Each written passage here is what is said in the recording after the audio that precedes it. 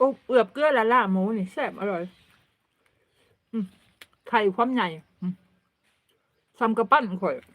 ไข่เดี๋ยวจะแกะให้เบิ่งป้าโพดโพนี่กระปั้นข่อยนี่ซ้ำกับไข่เลยนี่เกรดเอว่าสั่นไข่นี่เกรดเอ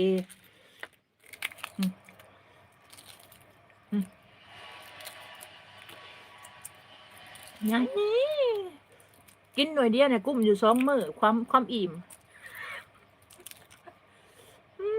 ใหญ่แท้ใหญ่ว่าข่อยบ่เคยเห็นไข่ใหญ่นะนี่จะมาขายฟ้าแฝดบ่จักมันใหญ่นะโอ้ยหามีดก็บ่เห็นก็สิบี้ให้เบิ่งฟ้าแฝดอะไรนี่พี่น้องนี่ไข่ฟ้าแฝดนี่มีไข่แดง2 หน่วยอยู่ในนี่แต่พอมันจังใหญ่